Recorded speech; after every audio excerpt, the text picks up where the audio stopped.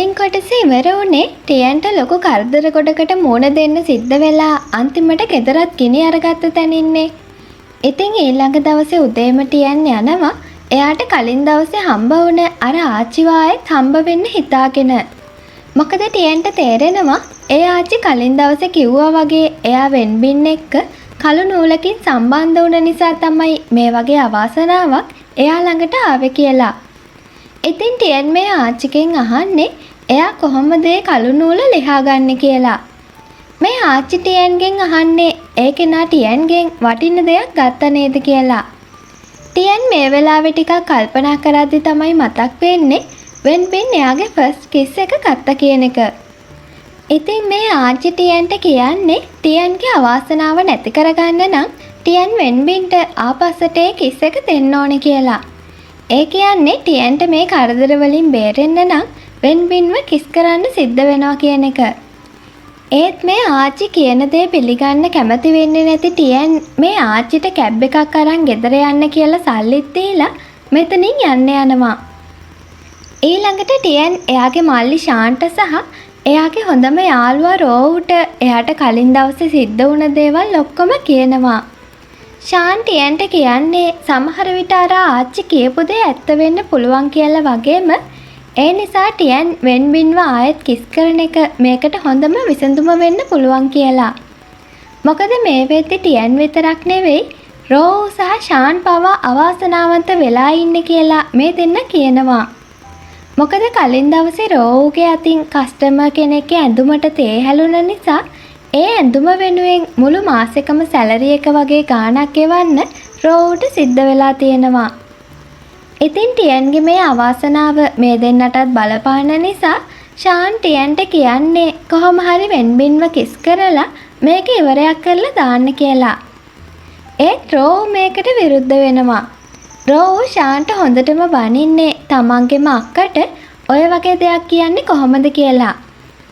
ඒත් එක්කම වැඩි වෙලාවක් යන්න කලින් මෙතන ඇති වුණ විෂ වායු තත්ත්වයක් නිසා මේ තුන්දෙනාටම මෙතනම සිහිය නැති වෙනවා. ඉතින් ඊළඟට මේ තුන්දෙනාට සිහියෙද්දි මෙයාලා ඉන්නේ හොස්පිටල් එකේ. මෙතනදී ශාන් ටියන්ට කියන්නේ මේ ශාපෙන් බේරෙන්න පුළුවන් ඉක්මනටම වෙන්බින්ව කිස් කරන්න කියලා. ඒ වගේම කලින් ශාන් කියන දෙයට විරුද්ධ වුණ රෝවුත් මේ වෙද්දි ටියන්ට කියන්නේ ශාන් කියන දේ හරි කියලා. මේ අතරේ වෙන්බින්ගේ මාමා මින්ජුන් දැනගන්නවා මේ වෙද්දි වෙන්බින්ට ටියන්ගේ මූණ පේනවා කියන එක. මේක අහලා මින්ජුනුත් හොඳටම ෂොක් වෙනවා. ඒත් ඉතින් මේ දෙන්නටම හිතාගන්න බෑ මේකට හේතුව මොකක් වෙන්න ඇතිද කියන එක. ඊළඟට වෙන්බින් ලිව්වේ යුනිවර්සිටි එකට යන්න පිටත් වෙනවා වගේම මේක දැනගන්න ටියනුත් ලිව්වේ යුනිවර්සිටි එකට එනවා වෙන්බින්ව කිස් කරන්න අවස්ථාවක් හදාගන්න හිතාගෙන. මොකද ටියන් කොච්චර කිව්වත් එයාට ඒක කරන්න බෑ කියලා ටියන්ට රෝව්ගෙන් සහ ශාන්ගෙන් බේරෙන්න පුළුවන් වෙලා නෑ. ටික වෙලාවකින් මෙතනට වෙන්බින් එනවා වගේම වෙන්බින් යනවා එයාගේ අලු ටීම් මෙම්බර්ස්ලව අඳුනගන්න. ඒත් වෙන්බින්ට මේ කිසිම කෙනෙකු මූණෙන් වෙන් කරලා අඳුරගන්න බැරි නිසා මේ අයගේ උස සපත්තු සයිස් එක උරහිස් පළල වගේ දේවල් වලින් තමයි වෙන්බින් මේ අයව මතක තියාගන්නේ. මේ ටීම් එකේ ඉන්න මෙම්බර්ස්ලව මම ටිකෙන් ටික ඉස්සරහට ඔයාලට අඳුන්වලා දෙන්නම්. අනිත් අය මේ ටීම් එකට ඇතුල් වෙන්න එක්සෑම් එක කරාට වෙන්බින්ට එක්සෑම් එකට ඉන්න ඕනේ වෙන්නේ නැහැ. මොකද වෙන්බින් අවුරුදු 3ක් එක දිගට හයි ස්කූල් අයිස් හොකි චැම්පියන්ෂිප් වල MVP වුණ නිසා ලිව්වේ යුනිවර්සිටි එකෙන් කෙලින්ම වෙන්බින්ව බඳවගෙන තියෙනවා. අනිත් අය එක්සෑම් එක කරන අතරේ වෙන්බින් එළියට වෙලා බලාගෙන ඉන්න යනවා වගේම මෙතනදී වෙන්බින් ටියන්ව දකිනවා. මොකද වෙන්බින්ට දැන් ටියන්ගේ මූණ පේන නිසා වෙන්බින්ට ටියන්ව දැක්ක ගමන් අඳුරගන්න එක දැන් ගොඩක් ලේසි වෙලා තියෙනවා.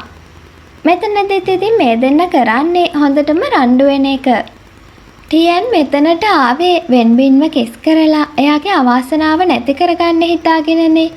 ඉතින් මේ වෙද්දි අයිස් හොකි ටීම් එකේ එක්සෑම් එක ඉවර වෙන්න ළඟ නිසා ටියන් ඉක්මනටම වෙන්බින්ව කිස් කරන්න වෙන්බින්ට ලං වෙන්න හදනවා වුණත් වෙන්බින් එකපාරටම හිටගන්න නිසා ටියන්ගේ ඔළුව වෙන්බින්ගේ ඇඟේ වදිනවා.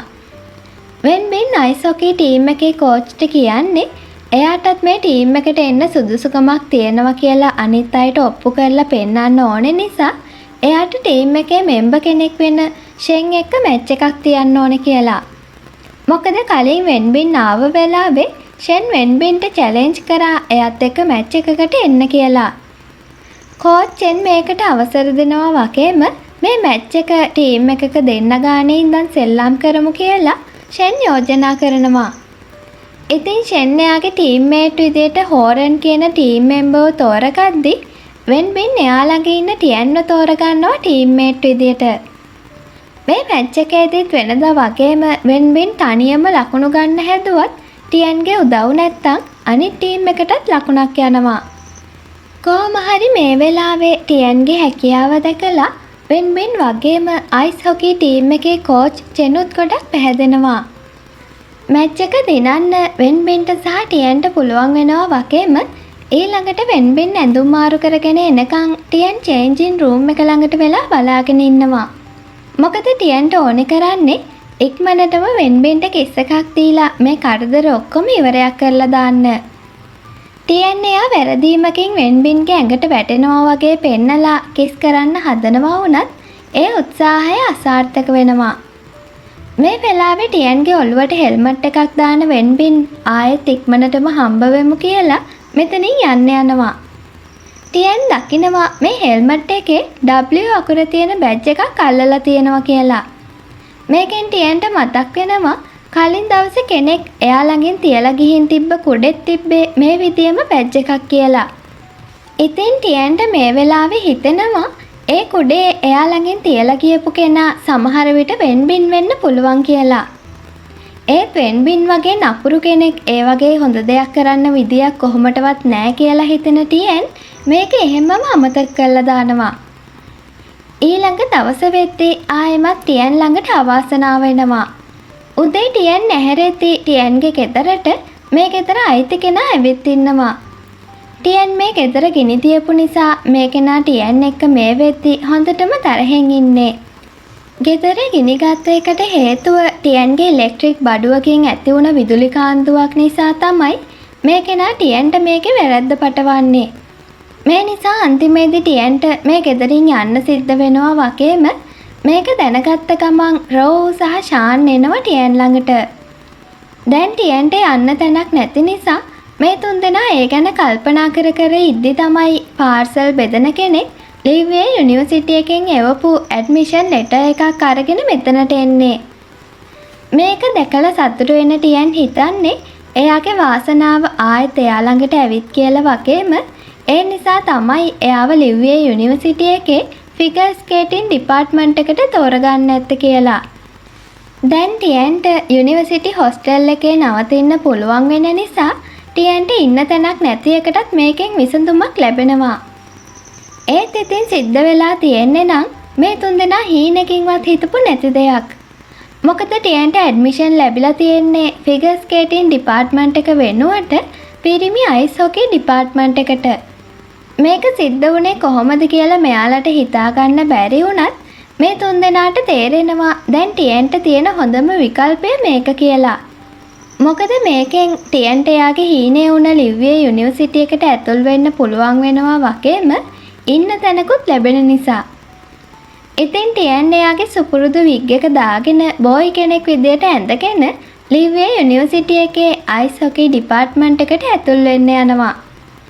මේ තමයි අයිස් හොකී ඩිපාර්ට්මන්ට් එකේ සීනියර් කෙනෙක් වෙන මෙන්චි. ටියන් මෙන්චිට එයාගේ ඇඩ්මිෂන් එක බාර දුන්නට පස්සේ මෙතනට මෙන්නා එනවා.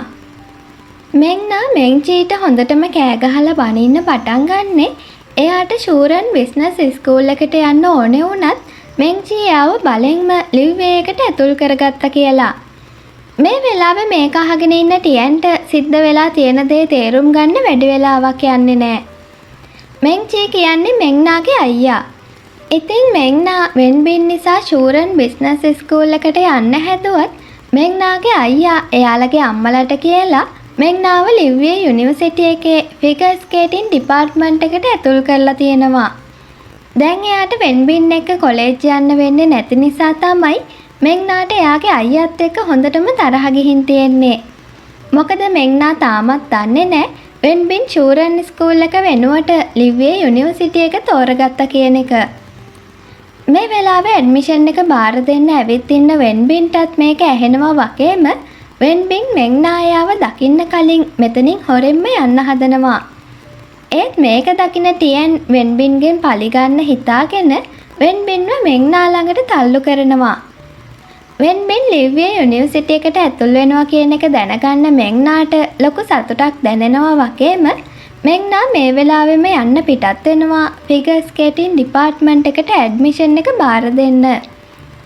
වෙන්බින්ට මේ සිද්ධ වුණ දෙයට ටියන්ට නම් හොඳටම hina යනවා.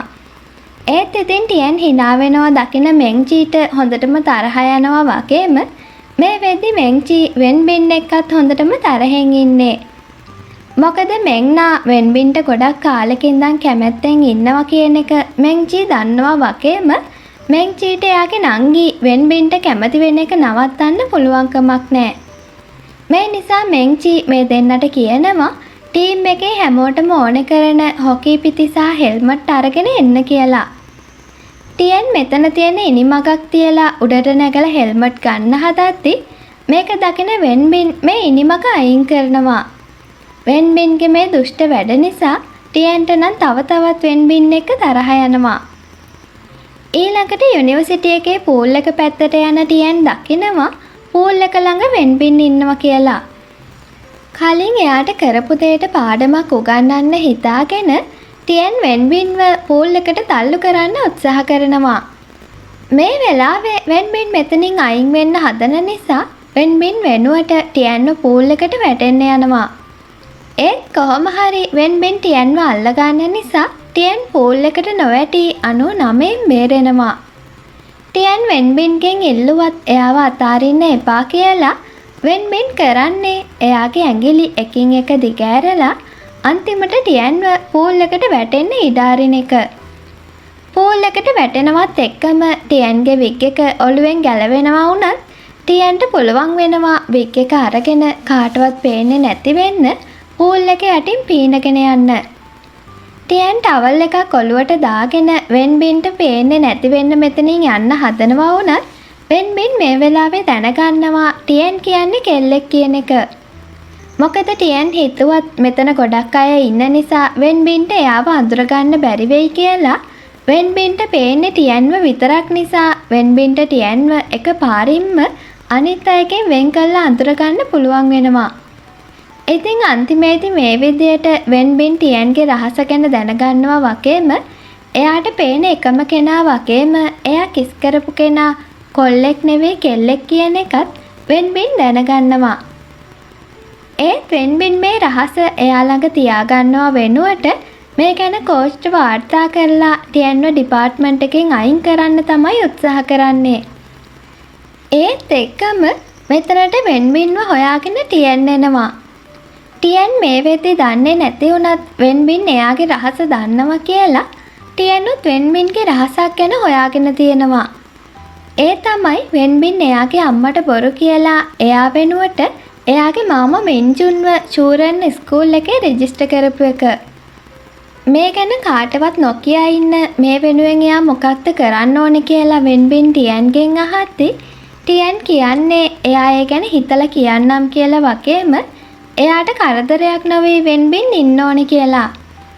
ඉතින් මේ නිසා වෙන්බින් ටියන්ගේ රහස ගැන කෝච්ට කියන අදහස අතෑරලා දානවා වගේම වෙන්බින් මේ ගැන ටියන්ට කියන්නෙත් නෑ. මේ අතරේ මෙයාලට හොස්ටල් රූම් තෝරගන්න අයිස් රින් එකට එන්න කියලා මැසේජ් එකක් එනවා.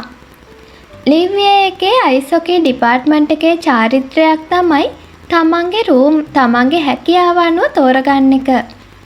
මෙතන නම් කරලා තියෙන තැනින් ගෝල් එකක් අරගෙන තමන්ගේ රූම් එක තෝරගන්න මෙයාලට සිද්ධ වෙනවා. මෙතන සිංගල් රූම් දෙකක් විතරක් තියෙන නිසා ටියන්ට එයාගේ රහසක් විදියටම තියාගන්න නම් මේ දෙකෙන් එකක් ලබා ගන්න සිද්ධ වෙනවා. මුලින්ම ෂෙන් සිංගල් රූම් දෙකෙන් එකක් ගන්න නිසා ඊළඟට ටියන්ට සිද්ධ වෙනවා කොහොම හරි ඉතුරු වෙලා තියෙන සිංගල් රූම් එක ගන්න. ඒත් ඉතින් ටියන්ට සිංගල් රූම් එකට අදාළ සිදුර මගෑරෙනවා වගේම ටියන්ට ලැබෙන්නේ ඩබල් රූම් එකක්. ඒ කියන්නේ ටියන්ට සිද්ධ වෙනවා මෙතන ඉන්න බෝයි කෙනෙක් එක්ක එකම රූම් එකක් ෂෙයා කරගන්න. මේකෙන් ටියන්ගේ සිංගල් රූම් එකේ බලාපොරොත්තුව සුන්නෙලා යනවා. ඒත් ඊළඟට රූම් එකක් තෝරගන්න වෙන්බින් යනවා වගේම මේ වෙලාවේ ටියන් වෙන්බින්ට කතා කරලා සංඥා භාෂාවෙන් කියන්නේ තනි රූම් එක තෝරගෙන ඒක එයාට දෙන්න කියලා. මොකද වෙන්බින් කියන්නේ මෙතන තියෙන ඕනම සිදුරකින් ගෝල් එකක් ගන්න පුළුවන් තරමේ දක්ෂ කෙනෙක් නිසා ඉතුරු වෙලා තියෙන සිංගල් රූම් එක ගන්නවා කියන්නේ වෙන්බින්ට කජු කනවා වගේ වැඩක්. ඒත් ඉතින් වෙන්බින් සිංගල් රූම් එක ගන්නවා වෙනුවට කරන්නේ ටියන්ගේ රූම්මේට් වෙන්න තෝරගන්න එක. මේකෙන් ටියන් හොඳටම ෂොක් වෙනවා වගේම වෙන්බින් ආයෙත් ආවම ටියන් වෙන්බින්ගෙන් අහන්නේ ඇයි එයා කිව්ව විදියට එයාට සිංගල් රූම් එක අරගෙන දුන්නේ නැත්තේ කියලා. ඒත් වෙන්බින් ටියන්ට කියන්නේ එයා හිතුවේ ටියන්ට එයා එක්ක එකම රූම් එකේ ඉන්න ඕනේ කියලා ඊයේ කිව්වේ කියලා. වෙන්බින් මේ කියන්නේ බොරුවක් වුණත් ඒක දන්නේ නැති ටියන්ට Tamanගේ ඉරණම පිළිගන්නව ඇරෙන්න වෙන කරන්න දෙයක් නැති වෙනවා. ඉතින් මේ විදියට අන්තිමේදී ටියන්ට සිද්ධ වෙනවා වෙන්බින් වගේ නපුරු දුෂ්ට කොල්ලෙක්ගේ රූම්මේට් වෙන්න.